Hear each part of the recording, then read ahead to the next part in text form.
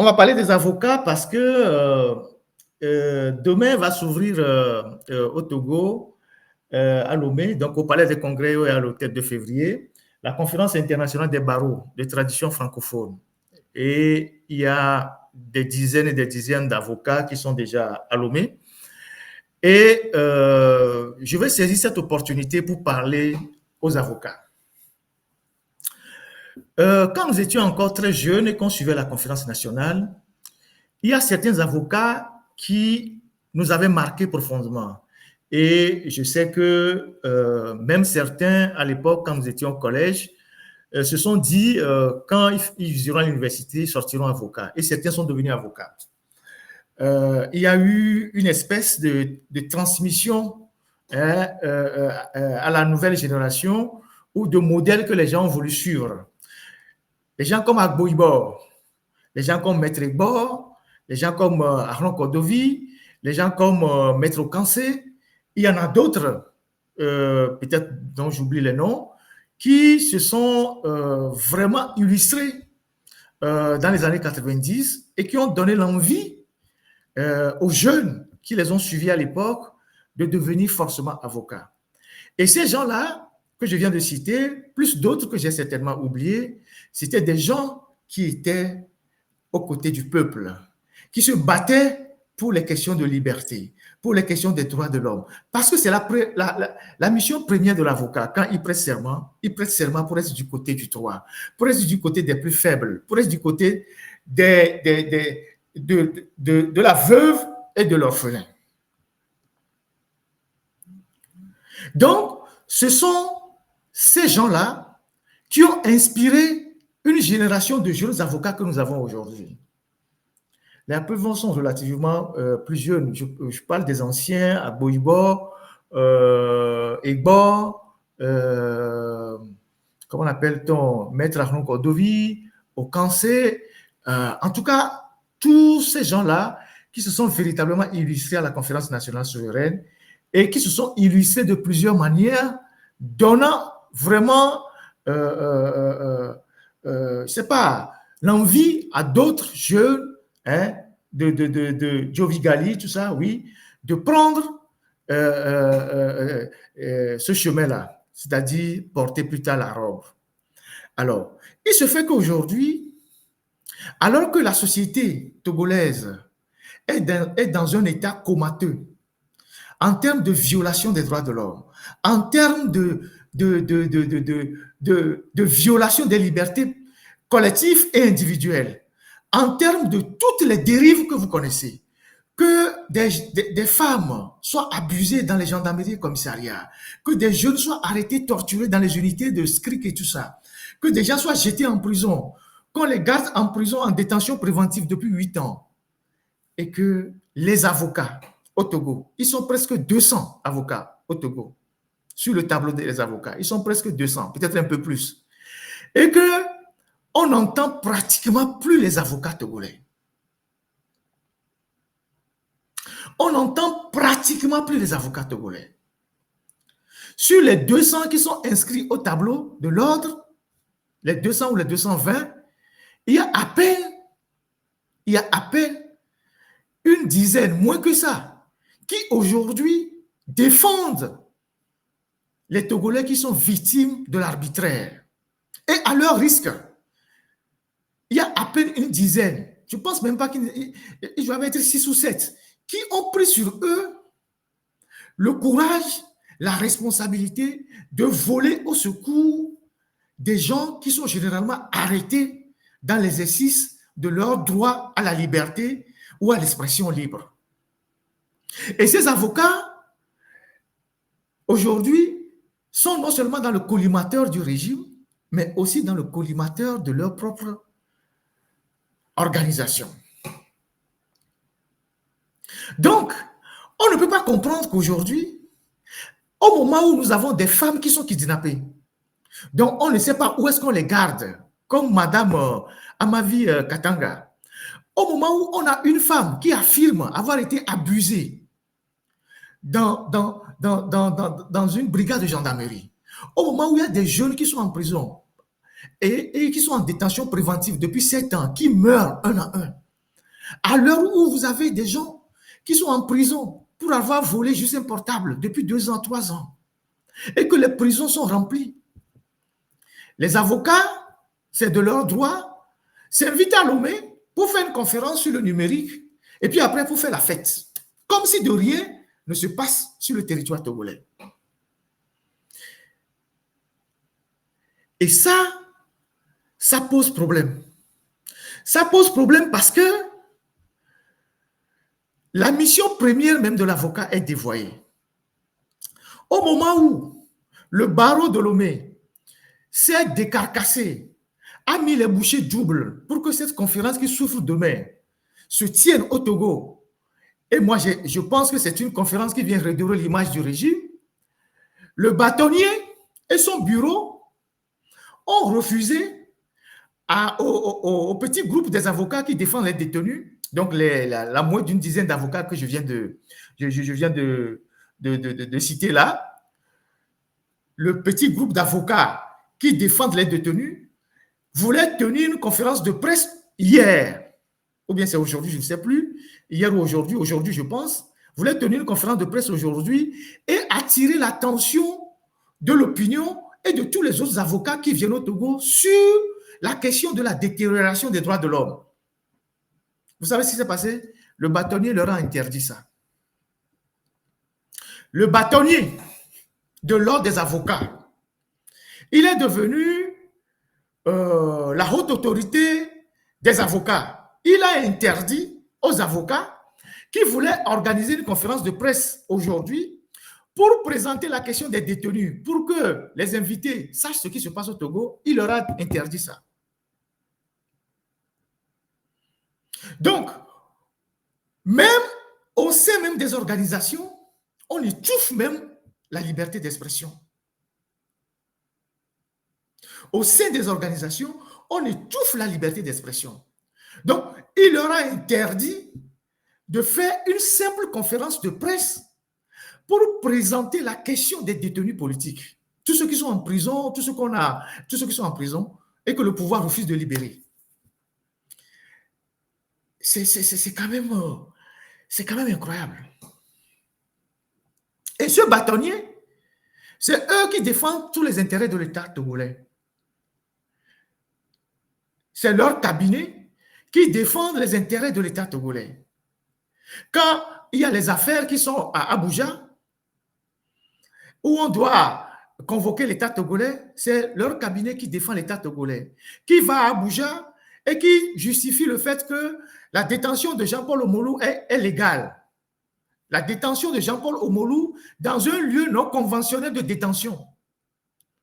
C'est eux qui justifient à Abuja que les gens qui sont torturés, que ce n'est pas rien du tout, qu'on peut torturer les gens au Togo pour leur prendre des aveux. C'est eux qui défendent l'État devant les tribunaux, devant la Cour de justice de la CEDEAO à Abuja. Et c'est eux qui ont les gros marchés. Et le bâtonnier, au lieu de lutter pour sa corporation, il est toujours à la présidence. Il est tout le temps à la présidence, dans les couloirs de la présidence, en train de négocier quoi, je ne sais pas. Tout le temps à la présidence. Et pourtant, Faure Gnassingbé en 2006 ou 2007 avait promis l'aide juridictionnelle aux avocats pour pouvoir défendre ceux qui n'ont pas les moyens. Parce que dans la Constitution, la justice est assez libre pour les citoyens. Mais à partir du moment où les citoyens n'ont pas d'argent, il y a des gens qui n'ont pas de moyens, on leur commet des avocats d'office lorsqu'ils doivent être jugés. Et c'est l'État qui doit payer ces avocats-là.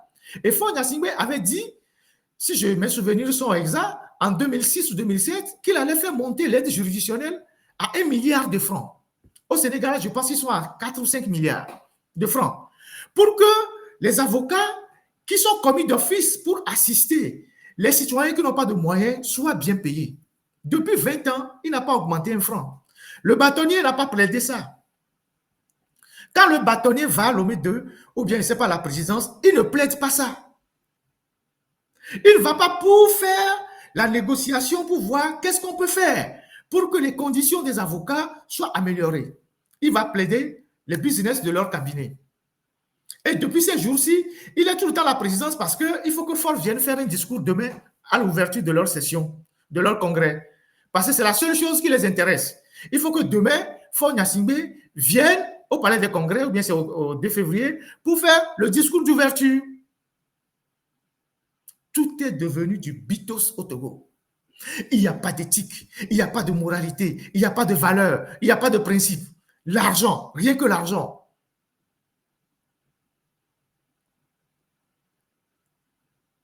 Donc, moi, je ne peux pas comprendre que dans un pays où tout est en train d'aller, et tout ce qui se passe au Togo est inquiétant aujourd'hui. Il y a même un jeune avocat, je pense maître Bokodje, qui a écrit il y a 2 mois au bâtonnier pour attirer son attention de la dégradation de la situation des droits de l'homme au Togo. J'ai acheté ce livre-là. Vous voyez ce livre-là que je suis en train de lire. C'est un très, très, très bon livre de maître Éric Dupond-Moretti. Un très bon avocat en France. L'un des les plus en vue ici en France. En tout cas, un avocat très respecté. Il était, il n'y a pas longtemps, à la chancellerie, ministre de la Justice. Mais ce sont des gens qui sont sur les médias. Ce sont des gens qui sont sur les médias pour prendre position, pour se prononcer sur les questions de liberté, sur les dérives de la société, sur des réformes qu'il faut faire dans la société française. Il a été au gouvernement. Il a fait ce qu'il pouvait faire. Aujourd'hui, il a retrouvé sa liberté de ton. Il est sur les médias. Il parle. Il donne de la voix. La dernière fois, qu'est-ce que je l'ai entendu dire? Dans une démonstration qui m'a quand même épaté. Il y avait l'ancien Premier ministre, Édouard Philippe. Quand Macron avait quelques soucis, qui a envoyé des flèches à Macron en disant oui, Macron doit démissionner, Macron doit faire ci, Macron doit faire ça. Et Éric Dupond-Moretti est sorti. Il dit la France est connue quand même pour être un pays de régicide. Mais pour autant, Édouard Philippe, qui a été une fabrication de Macron, et qui prétend, ou bien qui a l'ambition de gouverner la France demain, ne peut pas, pour des raisons juste politiques, venir affaiblir la fonction présidentielle en demandant la démission de Macron, sachant qu'un président qui est élu, il est élu pour 5 ans. Quand demain, lui sera au pouvoir, et qu'il lui aussi va commencer par faire des conneries, mais quelqu'un d'autre aussi va se lever pour dire il faut qu'il démissionne. Et donc, cette façon de faire, c'est une manière de discréditer la fonction présidentielle. Et pour un prétendu à la fonction présidentielle, il pense que ce n'est pas de bonne loi. J'ai trouvé cette démonstration formidable. C'est des gens, quand ils prennent la parole pour s'exprimer, vous avez envie de les écouter. S'ils font des interviews, vous avez envie de les lire, d'apprendre quelque chose. Au Togo, les avocats, ils sont dans les arrangements avec le pouvoir. Les bitos, les faux dossiers, les trafics de dossiers avec les magistrats et les notaires. C'est dans ça qu'ils sont forts. Comme ils portent, et comme la plupart d'entre eux, ils portent la robe noire et ils portent l'autre robe aussi, puisqu'ils sont tous dans la loge, sinon la plupart, ils n'ont pas de limite dans ce qu'ils font. Ils n'ont pas de limite parce qu'ils se protègent.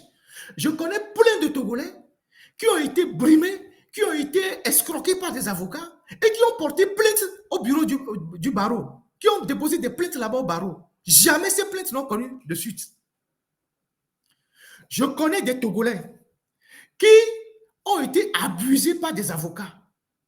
Moi, je prends un avocat pour me défendre et en cours de procédure, il va s'associer avec mes adversaires, il prend de l'argent et puis il ne vient plus au procès, alors que moi, je lui ai déjà donné de l'argent. Il va prendre l'argent chez l'adversaire pour me noyer.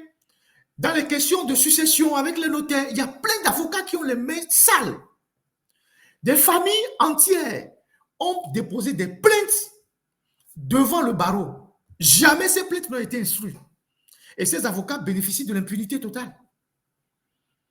Parce que le pouvoir les tient par les dossiers aussi. Ils sont dans les affaires de terrain. Ils sont dans les affaires de double vente de terrain. Ils sont dans les affaires de succession. Ils sont dans les affaires de je ne sais quoi. Vous les retrouvez toujours quelque part. Et c'est pour ça, et c'est pour cette raison que vous ne les voyez jamais prendre la parole publiquement pour défendre la veuve et l'orphelin. Or, le métier d'avocat est un sacerdoce. Donc, aujourd'hui, leur prouesse, c'est de faire venir tous ces avocats Lomé pour faire leur raout, comme ils ont l'habitude de parler dans leur loge, faire leur conférence. Et d'ailleurs, j'ai parcouru le programme. Il y a nulle part où ils ont inscrit une question liée directement aux droits de l'homme et la situation des droits de l'homme au Togo. Nulle part. Tout ce qui les intéresse, c'est les histoires de quoi, c'est quoi même le thème, quoi, le monde numérique, l'avocat et le monde numérique, un truc comme ça qu'ils ont balancé. Et c'est les Sina Lawson qui sont les invités VIP pour venir ouvrir les sessions. Mais c'est incroyable. C'est vraiment, vraiment incroyable. Donc, voilà ce qui se passe dans notre pays.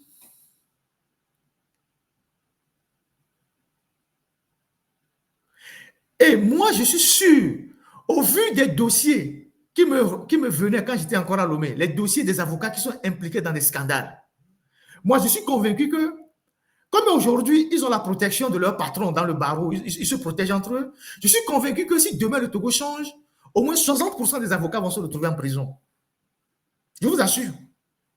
Si le Togo change demain et qu'on se retrouve avec une justice indépendante, au moins 60% des avocats vont se retrouver à la prison, y compris les notaires et les huissiers. Parce que, oh, doit mauvais gavopio, oh, ils sont dans les affaires que vous ne pouvez pas imaginer. C'est pour ça qu'ils n'ont pas le courage de se prononcer publiquement sur les violations des droits de l'homme. C'est ça la réalité. Donc, vous êtes des avocats. Il y a des Togolais qui meurent en prison pour leur opinion. Ce n'est pas des bandits de droit commun, des délits de droit commun. Voilà, de la robe au nuage. Comment réinventer le métier de l'avocat à l'ère du numérique? Voilà le thème. De la robe au nuage. Comment réinventer le métier d'avocat à l'heure du numérique? Le pouvoir qui a Lomé là-bas, que vous servez, dont vous vous taisez sur les dérives là, qu'est-ce qu'ils font pour vous, les avocats? Le bâtiment que vous avez dans l'enceinte du ministère de la Justice, c'est l'Union européenne qui a conçu ça, ou le PNUD. Le pouvoir ne s'est jamais levé pour vous construire des locaux. Jamais. L'aide juridictionnelle, promis par Fonya Singbe, jamais. Et donc, si l'Union européenne ou le PNUD n'avait pas conçu ce bâtiment, vous serez dans vos trucs, je ne sais pas, SDF là. On a coupé l'Internet au Togo, c'est un droit de l'homme. Avoir accès à l'Internet, c'est un droit de l'homme. Ça, la coupure de l'Internet impactait vous-même vos activités. Aucun de vous n'a levé le petit doigt pour dire vous n'êtes pas d'accord. Mais dans les pays les plus développés, comme les autres pays, aujourd'hui, quand on parle d'Internet, puisque vous parlez du numérique, tous les dossiers des avocats sont aujourd'hui gérés avec des plateformes en ligne. Les avocats, tous les barreaux ont modernisé leur système, tout est sur les plateformes. Les gens ont des codes pour rentrer en ligne. Mais vous êtes encore à l'époque, et je ne sais pas, avant même la colonisation.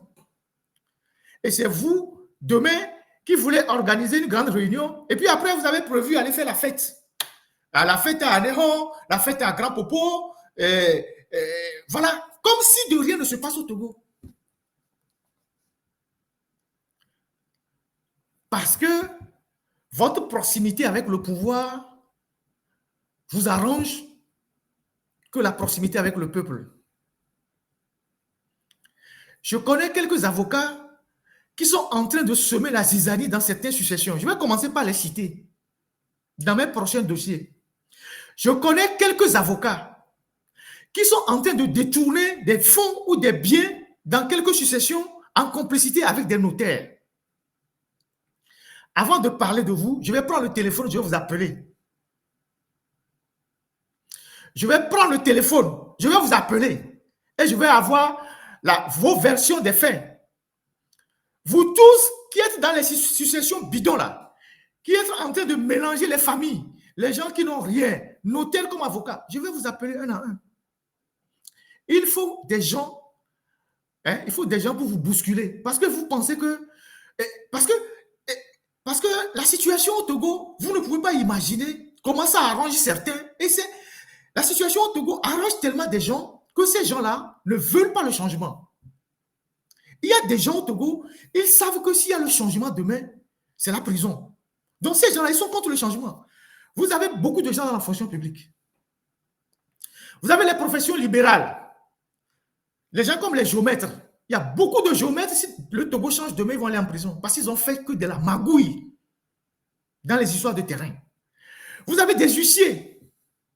Vous avez des notaires. Si le Togo change demain, c'est la prison. Et vous avez aussi des avocats. Donc, ces différents corps-là, ce sont des organisations aussi, je sais pas, ils sont contre le changement, mais ce n'est pas visible. Mais c'est des gens qui sont fondamentalement contre le changement. Ces gens-là, il faut qu'on commence par aussi le tenir par les couilles. Il y a des avocats au Togo qui sont dans la drogue. On connaît des dossiers sur eux. On connaît des dossiers sur eux. Il faut qu'on commence par dénoncer tous ces gens-là. Quand j'étais au pays, il y avait une vieille qui était venue me voir avec un dossier. Madame Akolache, je ne sais pas si elle est encore vivante. C'est une vieille qui était perdue. Qui était totalement perdue. Parce qu'ils avaient des biens de leur grand-père au niveau de Sakomi, Koketime, dans la zone là-bas, qu'une avocate, ou je ne sais pas qui, avec un réseau, un notaire, ont bradé, alors que la famille n'avait pas encore donné son accord. Ils ont fait des magouilles et ils ont bradé à 900 et quelques millions cette maison-là. Et la dame et ses sœurs n'ont pratiquement rien reçu. Ils ont donné à certains 10 millions, c'était 5 millions. Et l'avocate s'est tapée une maison, une grande maison à Djidjolé. Cette avocate est décédée maintenant. Vous voyez le monde. Et cette dame est venue me voir tout en pleurs, en disant, Evigné, Ao, Mihona Mira, avocat, elle pleurait devant moi. Moi, je n'avais pas de solution. Et à l'époque, parce que toutes les relances qui ont été faites à l'avocat ne répondait pas. Il ne décrochait plus le téléphone. Quand ils vont à son cabinet, elle ne les recevait pas.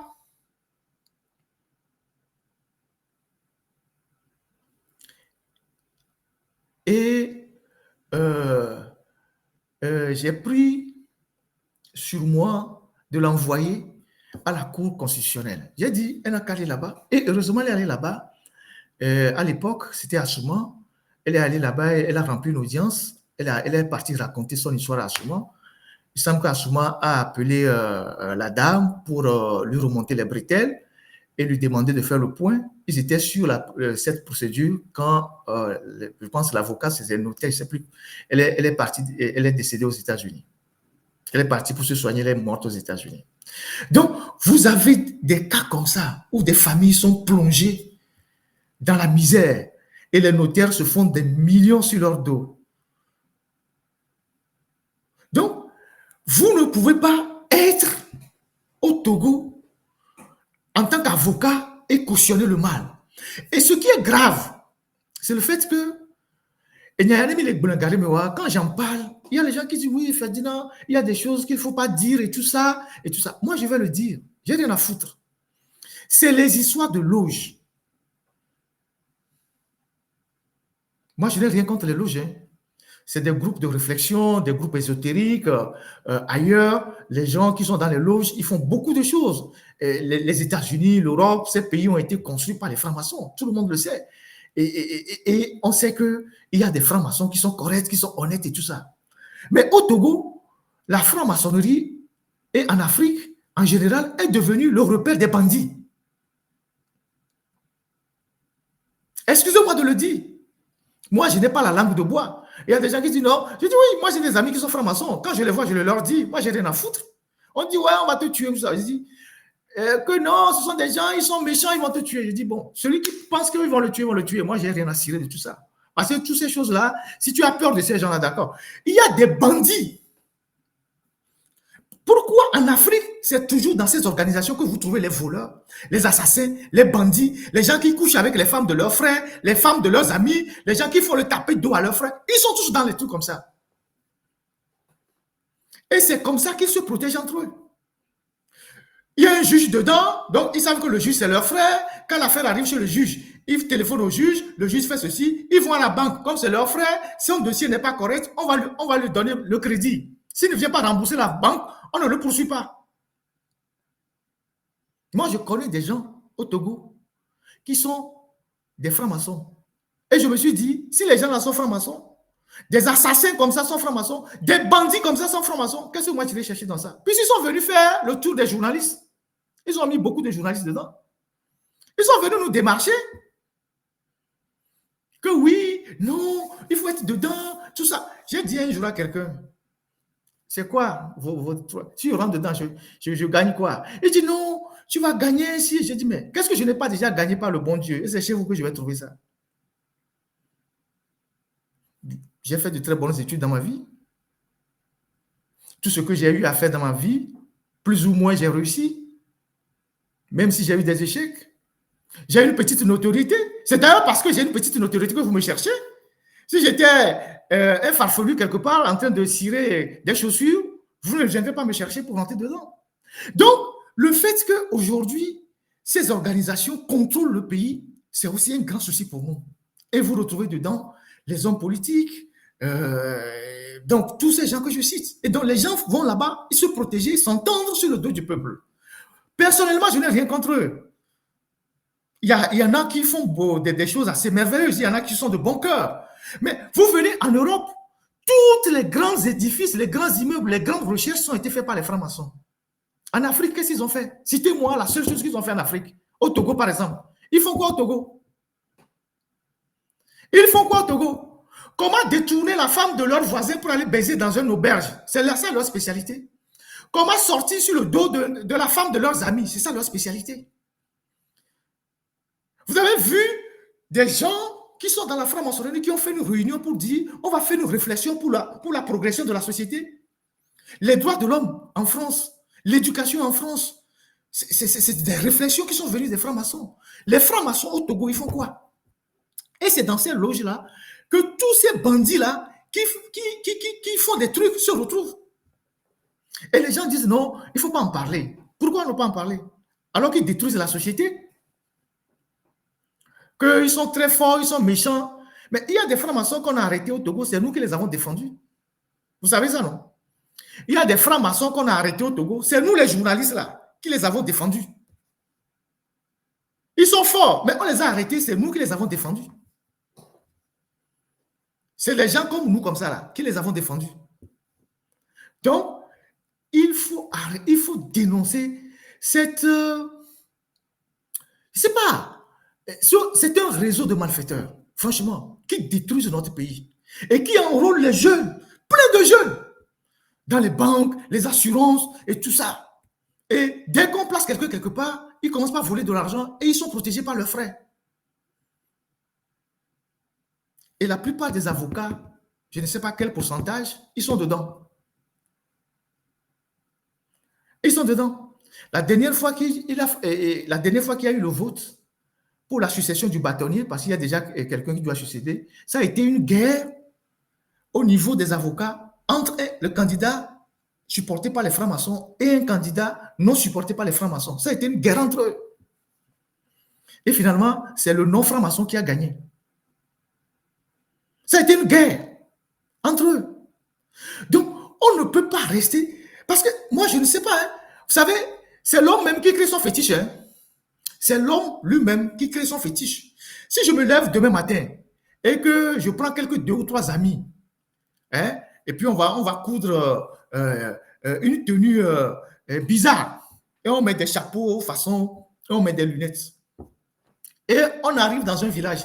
Les gens vont dire, que l'auditeur, alors qu'il n'y a rien derrière. C'est l'homme même qui crée son fétiche. Si je me lève demain matin et que je vais crier Hein, je vais coudre un habit, les habits qui identifient les gens au loge là. Je couds un bon habit avec un bon tailleur. Je trouve 2 ou 3 amis, on met quelques insignes là, alors qu'il n'y a rien derrière. Et on met de chapeaux, melons, je ne sais pas quoi. Et on arrive dans un village, les gens vont commencer par fuir. Les gens vont dire, ah, parce que dans la tête des gens, ceux qui sont dans cette histoire-là, ils sont méchants.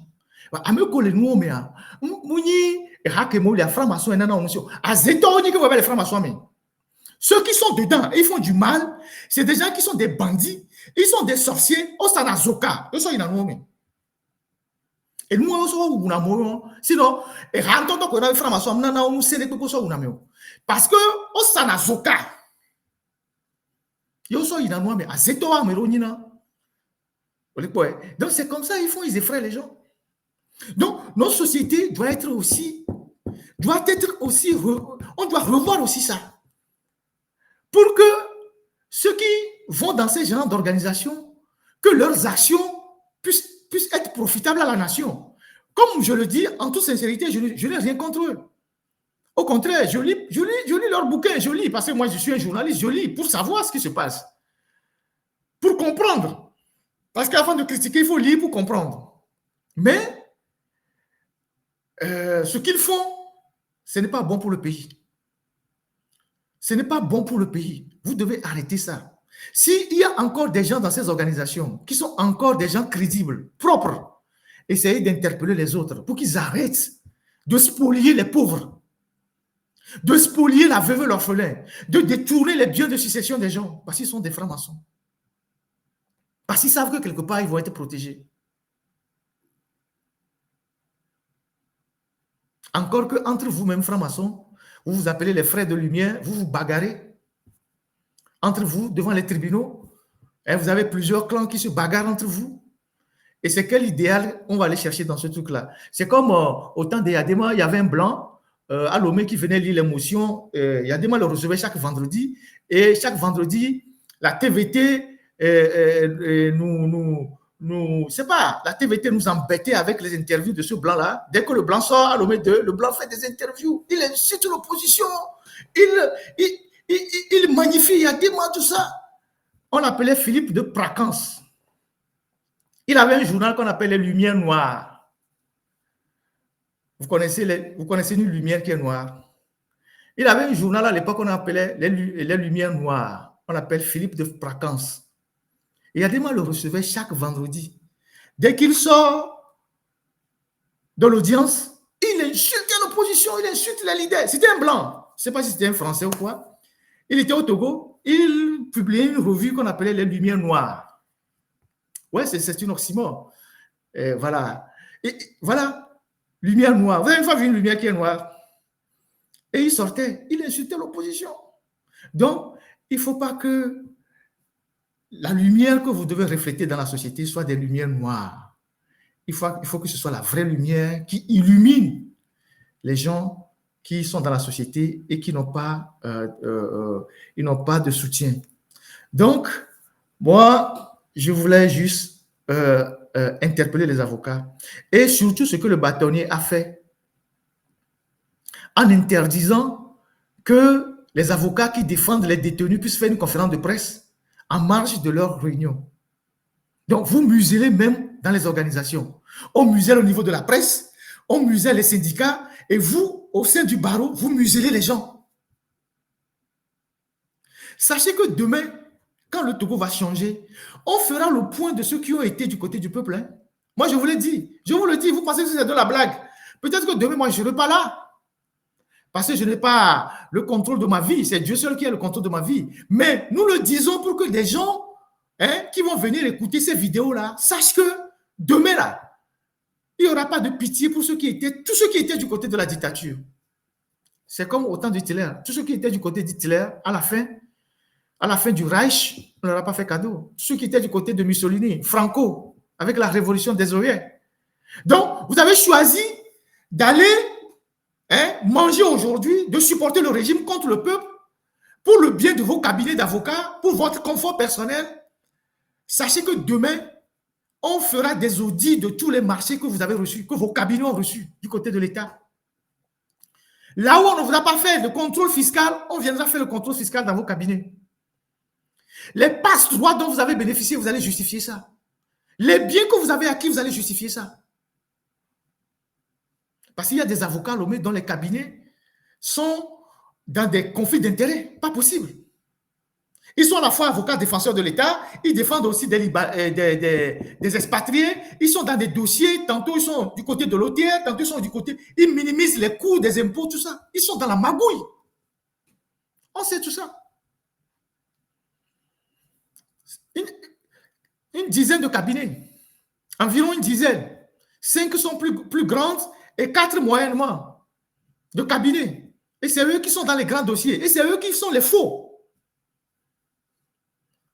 Ne vous inquiétez pas. Les Togolais n'ont qu'à faire doucement, doucement pour se débarrasser du régime. Et vous allez lire l'heure. Continuez par défendre le mal. Quand ce peuple, sans moyens, sans soutien, va se débarrasser de la dictature, vous allez voir. Vous allez lire l'heure en chinois. Mibatro, Togoto. Vous voyez fort, non? Vous voyez comment il est fatigué? Vous voyez comment il est fatigué, non? Parce que les gens se disent, c'est le moment de bouffer. Hein? Ah, c'est le moment où tout le monde peut profiter. Si on ne profite pas maintenant, après, ça va être compliqué. C'est ça que vous êtes en train de faire. Niagoumou Zereka. Continuez, mangez, profitez-en.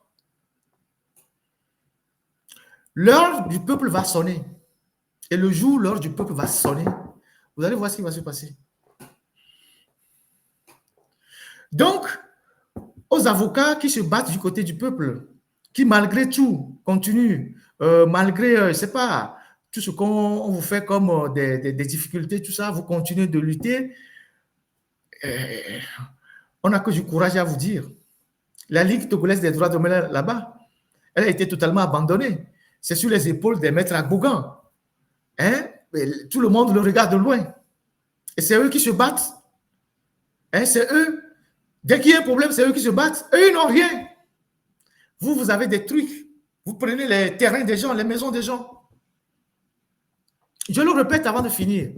Les avocats qui sont dans les problèmes de succession, là, qui bouffent l'argent des gens avec le notaire, je vais venir vous aligner un à un. Et avant de vous aligner, là, je vais vous appeler. Je vais vous appeler un à un. Et vous et les notaires. Moi, je n'ai rien à foutre. Hein. Je vais vous appeler au téléphone. Si vous décrochez, c'est bon. Vous ne décrochez pas, c'est bon. Mais l'heure de vous exposer est arrivée. L'heure de vous exposer est arrivée. Parce que vous faites trop de victimes au Togo. Les gens font des AVC, ils meurent. Les gens font des crises, ils meurent. Mieux, Milan, on gère à Morobé bien. Vous gérez les biens des gens. Les gens viennent vous donner rendez-vous aux gens. Les gens viennent vous attendre au cabinet pendant des heures. Vous venez même, vous ne les saluez pas. Mais c'est eux qui font vivre au cabinet. Vous venez, c'est comme vous devez cracher sur eux. Après, vous leur donnez 100 000, 100 000, 50 000, 50 000. Vous ne leur faites pas des comptes. J'ai traité le dossier des Koudao au Grand Marché avec le notaire Tcholenyanou. Il y a plein d'autres dossiers. Plein d'autres dossiers de succession. Les Netadi, les quoi, plein de dossiers au port, les dossiers partout. Les grandes familles qui sont au Grand Marché là-bas, où des notaires sont devenus des propriétaires d'immeubles au Grand Marché de Lomé. Des notaires sont devenus propriétaires d'immeubles au Grand Marché de Lomé en faisant des manœuvres pour arracher les immeubles aux ayants droit, parfois en falsifiant même les testaments. Et ils sont soutenus par les magistrats et les avocats. C'est des réseaux qui fonctionnent.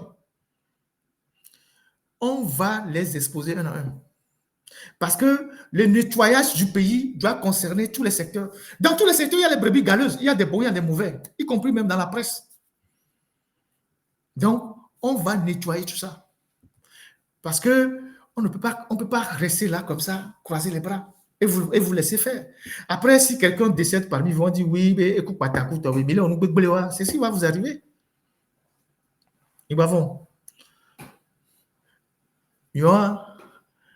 Et je vais vous raconter une histoire.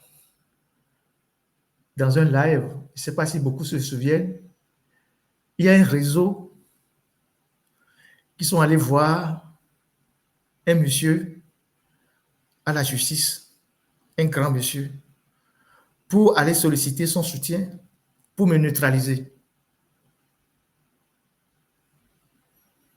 Et ce réseau-là, avec des hommes d'affaires, des avocats et leur groupe. Et ils ont quelque chose de commun. Ils sont dans l'autre, ils portent l'autre robe. Ils sont dans l'autre organisation. Ne sachant pas que celui qui sont partis voir, c'est un de mes admirateurs, quand même. Et ils sont allés pour ficeler des plans comme ça. Vont me jeter en prison pour 5 ans, 6 ans, vont trouver un truc pour me jeter sur la tête.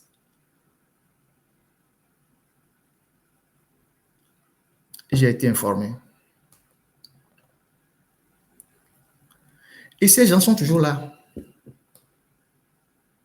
Ils sont là.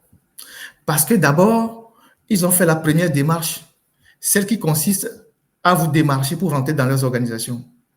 Quand vous refusez maintenant, ils sortent l'autre face.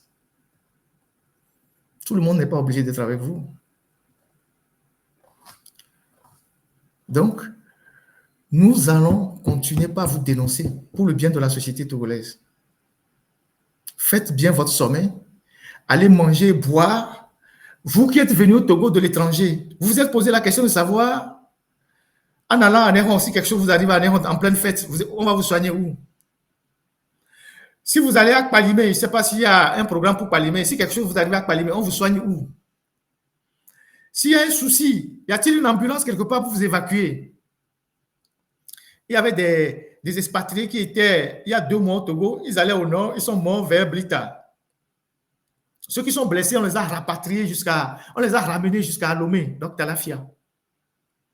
Est-ce que vous vous êtes assuré que pendant votre séjour au Togo, si quelque chose vous arrive là, on peut voler à votre secours? Quand je dis ça, c'est pour vous dire que le pays manque de tout. Des hôpitaux, des ambulances, des conditions de soins. Mais vous, vous êtes venus pour manger. On peut manger et avoir une intoxication alimentaire. On peut boire et se retrouver avec un souci. Mangez et buvez à votre santé. Allez, bonne conférence à vous. Et faites ce que vous avez envie de faire. Repartez. Laissez-nous dans la boue. Laissez-nous avec nos détenus. Laissez-nous avec nos prisonniers qui meurent. Laissez-nous avec nos sœurs qui sont violées. Laissez-nous avec nos sœurs qui sont enlevées, dont on ne sait pas où on les garde. Laissez-nous avec nos détenus. Laissez-nous avec nos journalistes qu'on est en train de museler tous les jours. Laissez-nous avec notre justice qui est pourrie, qui n'arrive pas à dire le droit.